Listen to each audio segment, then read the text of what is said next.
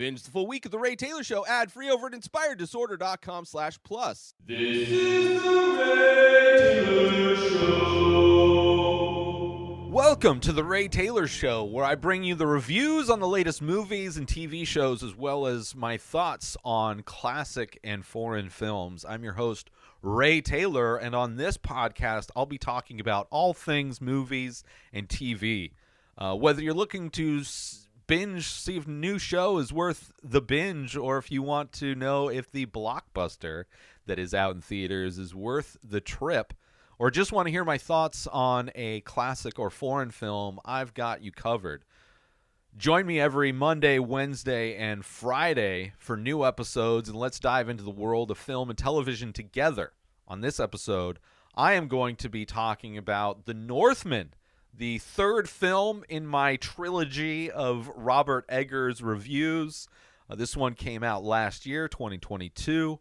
I reviewed previously the previous two Robert Eggers films, The Witch, as well as the previous film, The Lighthouse. And this being the third, this movie also written by Robert Eggers, co-written by John. I don't know exactly how you pronounce that. And starring a star-studded cast, this film. Alexander Skarsgård, Nicole Kidman, Claes Bang, Ethan Hawke, Anya Taylor-Joy. Willem Dafoe comes back for another. So returning actors, Anya Taylor-Joy and William Dafoe, both coming back for another Robert Eggers film. This is a movie, a brutal and dark film, revenge film, about a young Viking prince on a quest to avenge his father's death, or his father's murder, I should say. I loved this movie. This is my favorite Robert Eggers film. Unlike the descent into madness subgenre that The Lighthouse was, which is not a subgenre that I really connect with, not really a subgenre that I really like. I absolutely love a dark revenge film, and this movie knocks it out of the park. Definitely one of my favorite dark revenge films. Definitely, you could tell this movie had a bigger budget than his previous films. You have definitely a lot more actors doing a lot more things, but still amazingly shot. Some simple camera movements, yet some long takes. Like, this camera is capturing so much that is going on, and such amazing takes. There's shots in this movie that I just do not know how he was able to execute, but it was just amazing. Which, no different from all of his other films. They all look amazing. Cinematography is great, and I think this is just a progression of his ability to tell a story, to work with bigger budgets, to work with bigger casts, and to tell a bigger story that still transports you to that time and place. And this time and place is a kingdom. At least it starts off in a kingdom in 895 AD. This movie takes place in Norway, Iceland. A lot of fictional characters, a lot of fictional locations, but it is that kind of Viking, that time, that area, that geography, which is absolutely gorgeous. You have the king, played by Ethan Hawke, so he is the beginning of this film. You have him returning from battle. His wife is Nicole Kidman. You have Willem Dafoe, who's playing kind of this.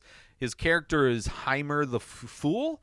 So he's almost kind of like a jester, a court jester in some ways, but he also performs rituals, which is kind of interesting. Nicole Kidman, as I said, it's been forever since I've seen her in anything, aside from I recently watched the Roar Apple TV anthology series, which she appears in one of those episodes. But other than that, it's been a while since I've seen her in anything. I'm sure she's doing stuff, and I just haven't seen her, but amazing to see her in this. Absolutely stacked cast. Definitely a lot of great actors. I think the casting in this movie is on point. Everything is great. And this movie starts as you have this kid tragic event happening to this kid, right? And then the bulk of this movie is the kid grown up seeking revenge, right? So we start the movie, you have the tragic event that happens to him as a kid, and then the rest of the movie is him as, this hulking man out for revenge.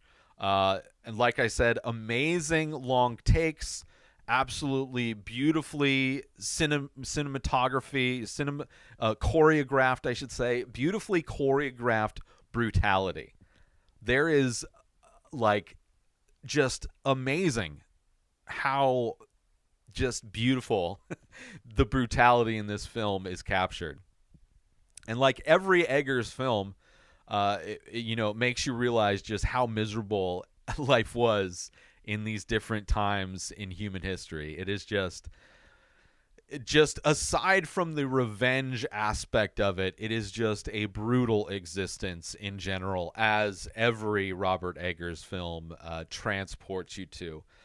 Definitely some amazing visuals, definitely some CGI'd visual moments that I think fit perfectly in with this film, right? It despite the fact that it's clearly a bigger budget, bigger cast, definitely more visual effects budget, it doesn't take him away from how authentic everything feels, despite the fact that there's a lot more magical realism in this film, instead of what is mostly implied, I think, in the previous films or hinted at.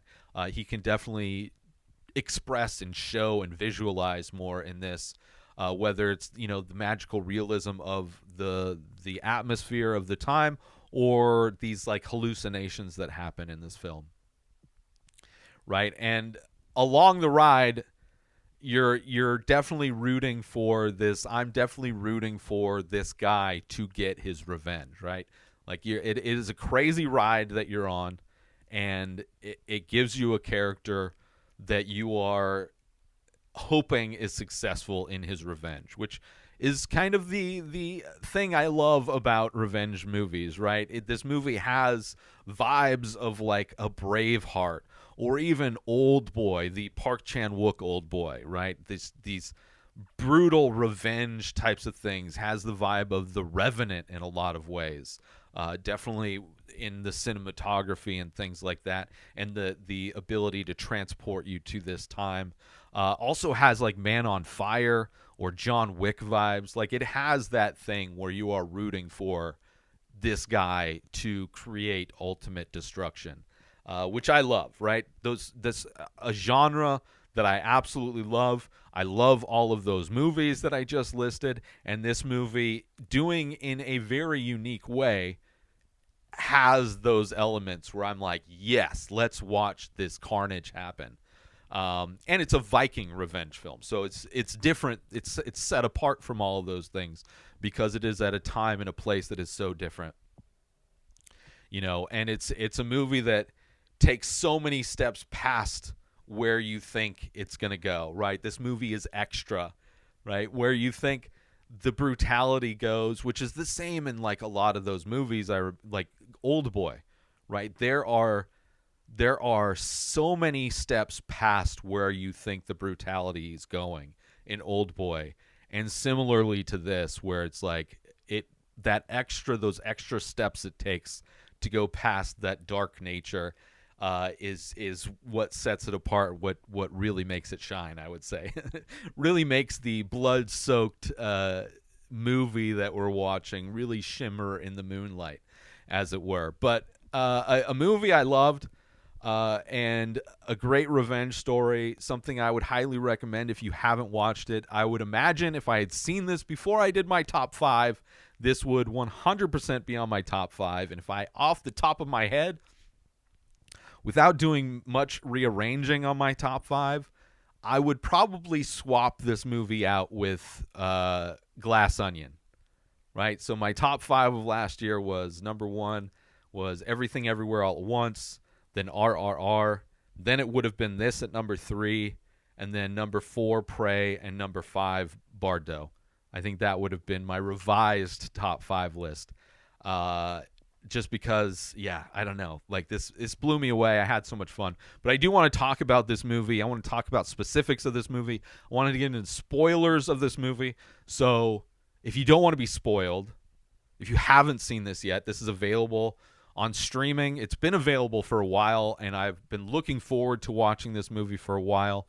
That's why I decided to just go through and watch all of Robert Eggers' films, so that when I did watch this movie, I would be primed to really appreciate his style and appreciate and know what he brings to a movie without knowing anything about this movie, right? I love going into a movie blind. I don't like to be spoiled, but I do like to get the vibe of the director before going into it. I like to know what the director likes to do. And knowing Robert Eggers films, if you've seen The Witch, if you've seen The Lighthouse, then you should know going into this, it is not a bright and flowery joy film. This is going to be dark. This is going to be miserable. This is going to be brutal on a lot of levels. But if you like the revenge subgenre of films, then this is going to be right up there for you. I would highly recommend it. Let's take a quick break from this episode because I want to promote. Are you looking for a way to take your love of the Ray Taylor Show to the next level? Look no further than Inspired Disorder Plus. As a member, you'll get access to a whole host of amazing perks, including the full week of shows, ad-free in both audio and video versions, a live painting archive, early access to the many faces, members-only discounts and deals, a podcast back catalog with over 600 episodes. But that's not all. As a member, you'll get access to my personal blog as well as my creative writing. You'll also get the chance to ask me anything you want. With all of these benefits and more, Inspired Disorder Plus is a must-have for any fan of the Ray Taylor Show. So don't wait. Go sign up now. Head on over to inspireddisorder.com/plus and start enjoying all of the amazing perks of the membership. And now, let's get back to the show. But I am going to be spoiling. So from here on out, spoilers. So this movie starts out, right? You have the young kid, right? Still, Ethan Hawke is his dad. His mom is Nicole Kidman, right? He's having this kind of coming of age. His dad just returned from battle. He's got a wound, and before he goes out, he wants to die in battle. It is like his destiny to die in battle. But before he goes out, he wants to do this ceremony, this like coming of age ceremony with his kid, right? So that he can take over the kingdom when his dad dies in battle, as he wants to do, right? So they're doing this ceremony where you see Willem Dafoe's character go from being almost the court jester at first, and now he is performing the ceremony, which is kind of an interesting transition, but whatever. And it's an interesting ceremony. Clearly, I would imagine there's some hallucinogens involved in this ceremony, right? Which hallucinogens involved in this movie.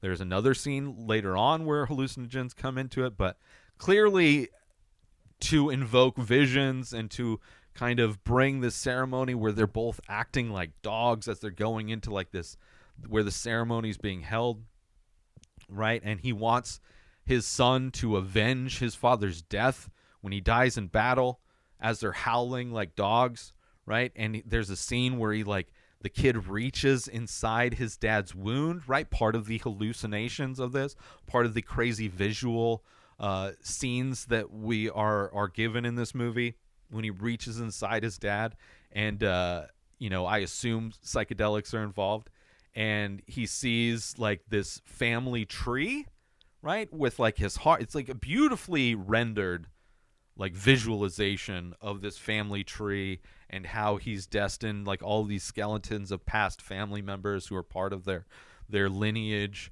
and things, and you see his heart as part of the tree, right? And he sees himself inside. And after this ceremony, after this crazy ceremony where they were doing this thing, assumably all night, right? Comes out, and immediately after he gets out of this ceremony, the dad gets shot with all these arrows, right? Killed by his brother, just immediately setting up what this kid is going to be avenging, right? The brother takes his wife to be his own, and the kid is able to escape, chops off this guy's nose in the process of escaping. And the scene where this kid is rowing this boat away from the island and just repeating this mantra that this guy has, like, I will avenge you, father. I will save you, mother. I will kill you, Fjorlin, right? Fjornir, whatever the guy's name is, as he's rowing away, and then cut to him older, is just like, here we go, right? This movie is like, this is what he's going to be avenging. And all the while during the ceremony, he knows he's going to be avenging his father's death. Like, that is what his dad bestows upon him as his life's journey, that he knows he's going to die in battle. Didn't die in battle, but did die. And now he's going to not only avenge his death, but save his mom, right? That is his quest in life. As he's too young to do it as the age he is. He's like a, 10, 13 years old, whatever. So cut to him older, right? And it's like years later, you see the kid growing into Skarsgård, Alexander Skarsgård. Great casting, right? Just giant Viking-looking dude. And you're like, okay, here we go. And the way the camera floats in on that shot is amazing, right? Once you see what this kid grows into, you're like, holy shit, right? This dude is giant. Obviously, if you've seen the poster, you know what he looks like, right? But you're like, sweet. He's part of this like wolf clan, which makes sense. I mean, it kind of fits with him howling at the moon or whatever, but that's how he's like brought up. They took him into their clan, and he's part of their clan. And you see them as they like attack a fort, which is insane, right? First they're rowing to get to a place, and then they're rowing they get to this fort where they're clearly going to attack. They're going to overthrow this fort. And it starts off, one of the guards throws a spear, and this kid grabs it. Well, not the kid anymore. Grabs it midair and throws it back, right? Just another aspect of this movie where you're like, okay, this is the badass movie we're watching, right? This isn't just some lighthouse guy's descent into madness, right? This isn't like this religious people like losing their minds with witches like playing tricks on them. This is like a brutal revenge badassery. When he catches that spear and throws it back, you're like, okay, this is the movie you're in. It's like, let's do this. It is insane. And then just the brutality of how them taking over this fort, all of the long shots where the camera's just sitting there and you're seeing all these events play out in camera, and then you'll see it like pan, or you'll see it just kind of track down and to show you more, to follow it's just amazing how this is shot.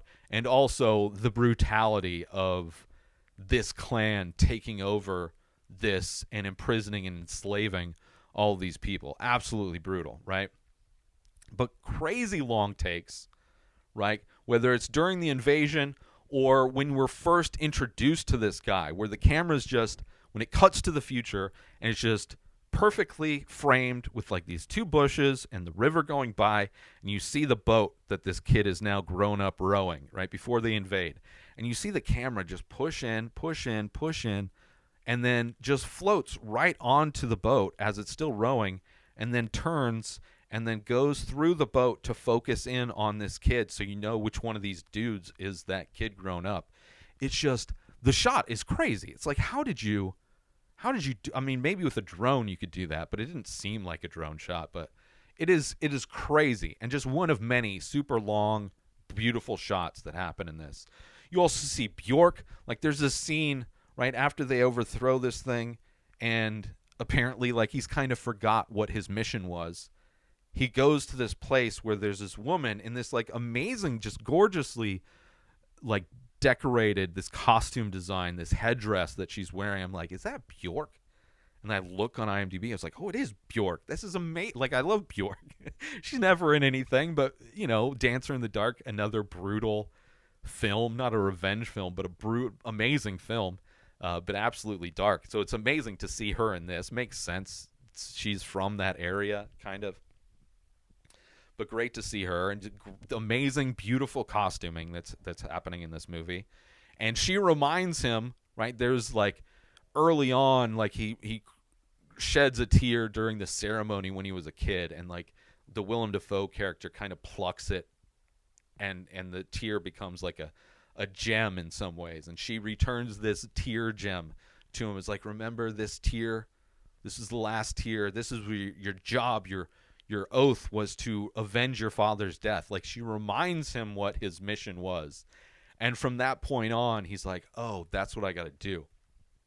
Right? Kind of sets in motion. Now that he's all grown up, prepared, can completely handle this mission, he's like set back on his course to avenge his father's death, to complete this oath, right? So he disguises himself as a slave, which is something that there's a movie I watched recently, KGF, an Indian film, that does the same thing.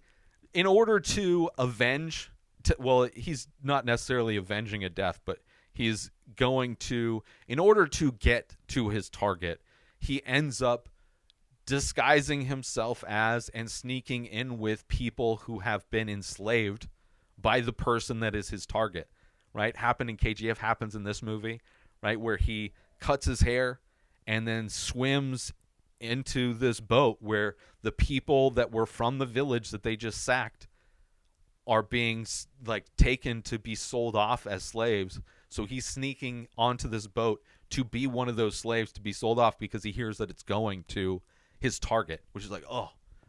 But obviously, same thing with KGF.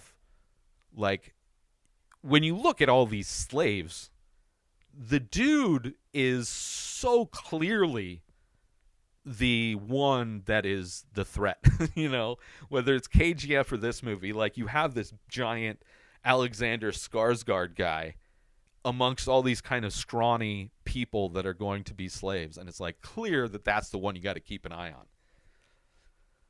But absolutely gorgeous, where they take, basically he's his uncle, right? His dad's brother is the one that killed him. Absolutely, he's like a sheep farmer now. He lost the kingdom that he stole, ended up getting taken from him. So now he's just been relegated to running like this sheep farm out like in obscurity. So he's going to this sheep farm, but absolutely gorgeous scenery, gorgeous landscapes, right? And he says again, I will avenge you, father. I will save you, mother. I will kill you, Fjorner.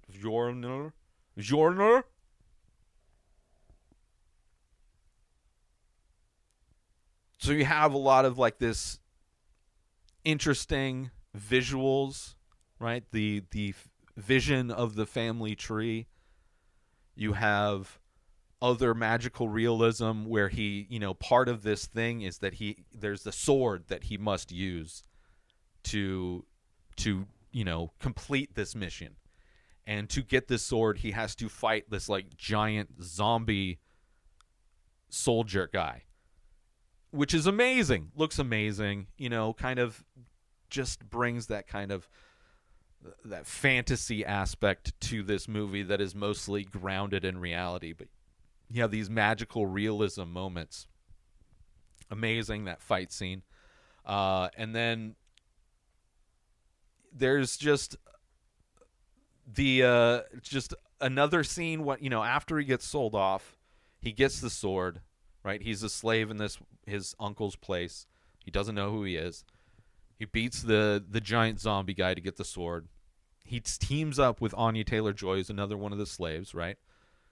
They kind of team up in some ways. Let's take a quick break from this episode because I want to talk about, are you looking for the perfect gift for that art lover in your life? Look no further than InspiredDisorder.com. Our gift cards can be used to purchase original artwork from The Many Faces, a collection of over 2,000 original abstract ink portraits. These one-of-a-kind pieces make for a truly unique and meaningful gift. But that's not all. Our gift cards can also be used to purchase high-quality prints and t-shirts featuring these amazing paintings. Plus, if the recipient is a fan of The Ray Taylor Show, they can use the gift card to purchase merchandise from the show as well. So why wait? Head on over to InspiredDisorder.com and purchase a gift card today. Your loved one will be sure to appreciate the thought and creativity behind such a unique gift. Thank you for considering InspiredDisorder.com for all of your gift needs. And now, back to the show. In order to kind of just flesh out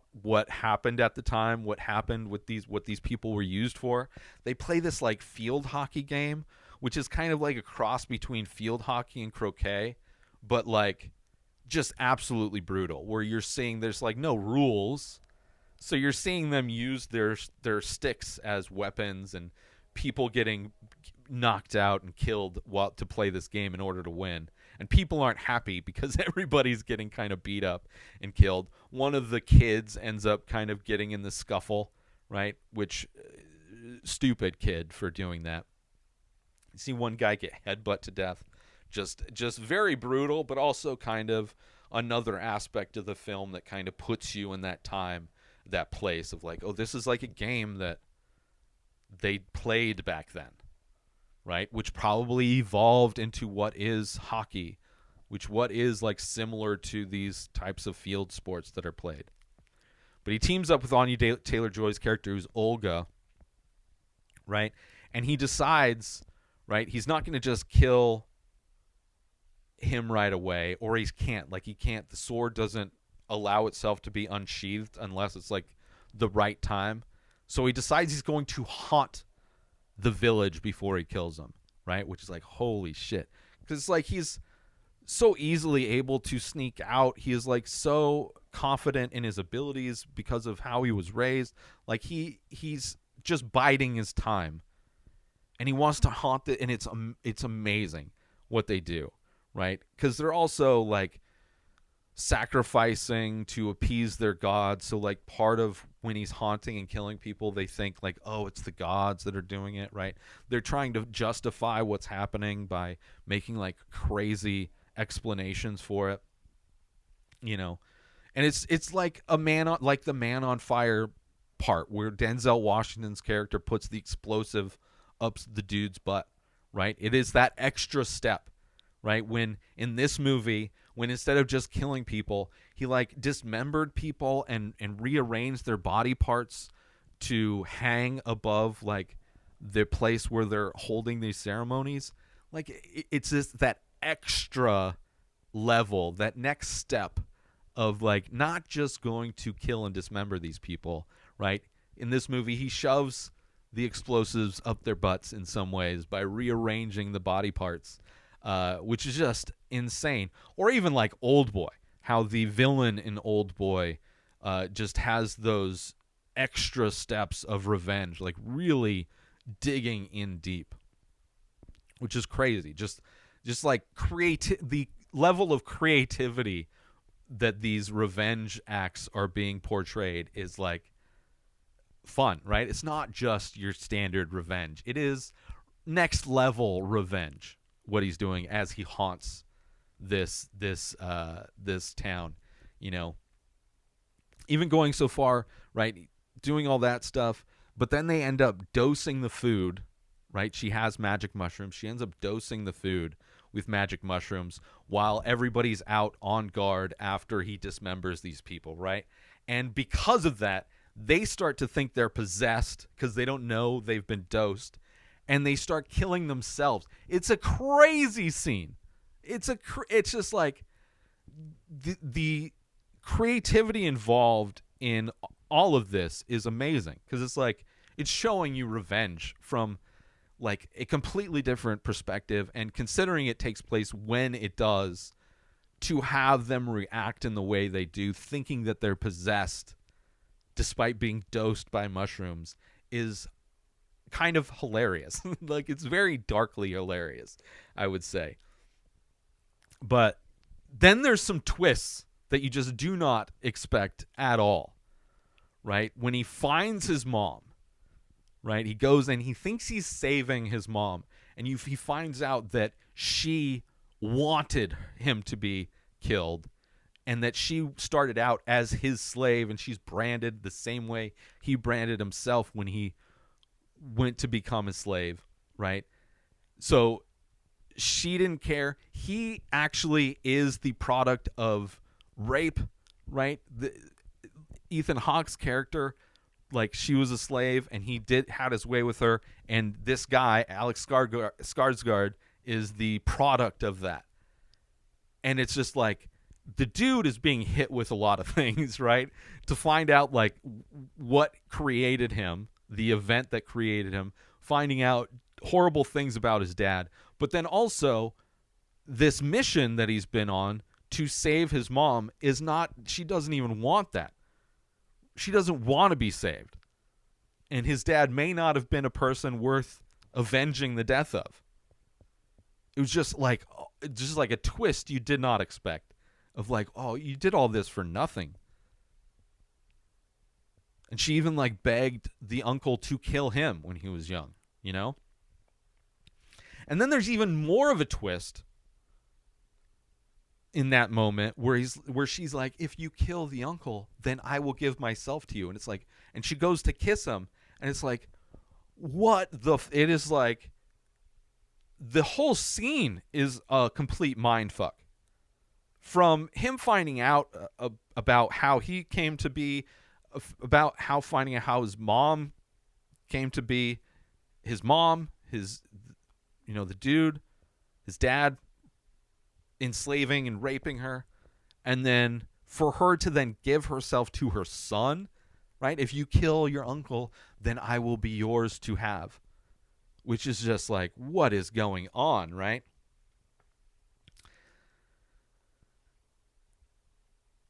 So instead he kills their oldest son, takes his heart out, right? Just continuing to haunt the whole thing. And there's a moment where he kind of runs away, and they threaten to kill Olga, right? Because they knew, like, they gave her to him for doing so well in the game, right? So they continued furthering their bond. And in the moment where she runs away after he makes himself known and he's distracted by her, then they're able to capture him. But then the crows free him, right? Because the crows are like, have his father's spirit or whatever. And then also kind of saved by Olga in a way. It's like another aspect of the crazy, fantasy type of magical realism of this. And it's a beautiful scene, absolutely cool looking, where he's like on this horse where they're riding off into the sky, flying away. Just kind of amazing. I don't know. It's gorgeous. It's just like so much of this. Those kind of magical scenes are really cool to look at. And then he has another vision of her being pregnant, right? They're on a boat. They're getting away. And he has this vision that she's pregnant with twins. And immediately he jumps off the boat, right? As soon as he finds out he's going to be a father, he's like, peace out. I got to go take care of business because, his reasoning is that, like, I need to finish my job because he's never going to give up until he kills me, right? That is now that he knows I'm alive, he's never going to be okay with me passing on the lineage of their family, knowing that you're going to have twins that are going to be the rightful heirs of the kingdom or whatever. But it's funny how he just immediately jumps off the boat after finding out, right? He must kill his uncle to secure their safety. And then he comes across the dude with no nose and stabs him through the snout, which is kind of insane. He goes to kill everybody, but he ends up being attacked by his mom. The kid ends up like jumping on him and stabbing him a bunch of times. Like it's not a welcome. He's not welcomed when he comes back, obviously. And then he has this thing where he's going to meet his uncle at the gates of hell, right? Which is a badass thing to say. But then cut to the gates of hell being the edge of a active volcano, which is a badass place to have this final battle between this guy and his uncle. And just brutal end to that with the double kill where he gets stabbed but then ends up beheading his uncle, right? You just see it in silhouettes. And then he has the vision of Olga and the twins. Just kind of like amazing, this movie.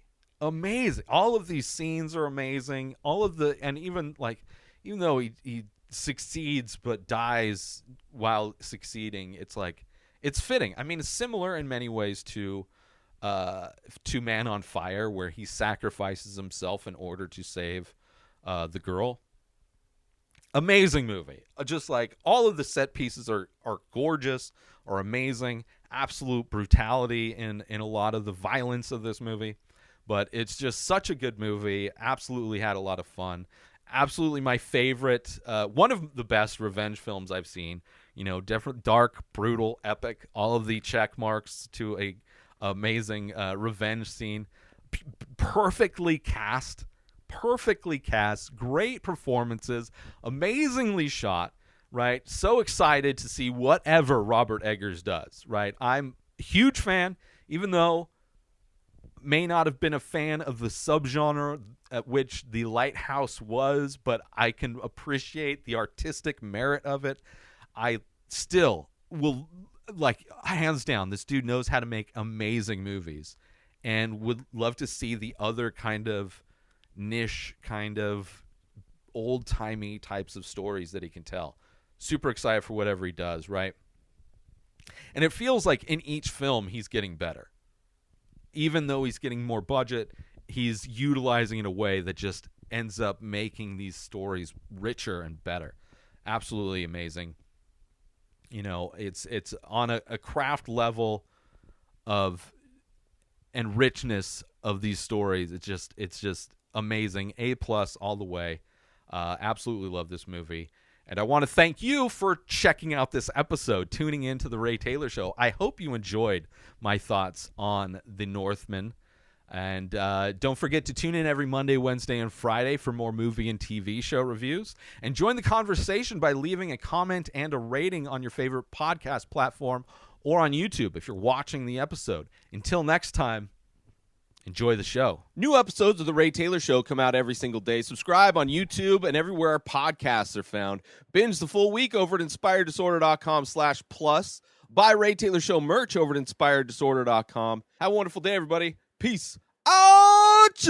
Today is the day where you wake up and you realize that everything that you've been dreaming about, everything that you've been wanting, every goal and wish and hope that you've ever had can become real. Dreams can come true. What you manifest in your mind, you can bring to reality.